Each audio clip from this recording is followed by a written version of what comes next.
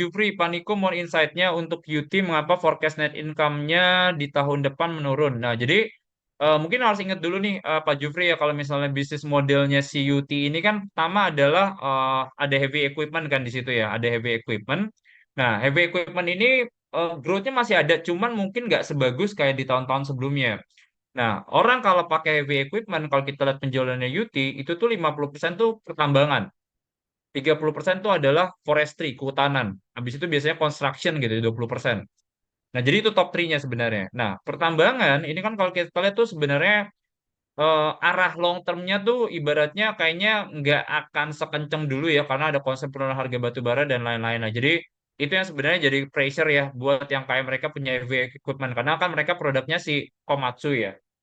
Terus menariknya gini ya sebenarnya ya, kan kalau misalnya industri alat berat ini pressure-nya lagi ada itu salah satunya adalah dari China. Itu kayak contohnya si Sunny itu tadi. Jadi saya kemarin datang gitu ya ke project yang Bali Medical Hospital ini, saya lihat kok ini dia alat beratnya pakai Sunny gitu ya. Terus saya ngobrol gitu, Pak, kenapa kok prefer Sunny gitu? Maksudnya dibanding Komatsu kan mobilku kan harusnya kan kualitinya kan lebih bagus ya.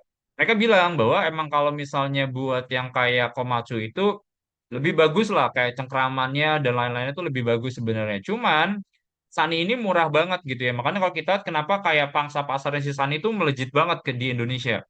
Jadi itu ya Pak Jufri. Yang kedua, kenapa forecast net income-nya turun adalah gini sih. Kan mereka tuh adalah jasa logistik ya Pak ya. Jadi buat mereka masuknya melalui Pama Persada. Jadi mereka kayak ngerjain lah keruk-keruk tambang, buat beberapa player batu bara gitu ya, dan lain-lain.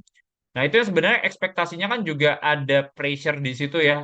Nah, jadi itu yang menurut kita jadi kenapa forecast net income-nya turun sama mereka kan juga ada jual batu bara ya. Jadi itu Pak yang bikin kenapa harga batu baranya turun, net income-nya juga pressure ya.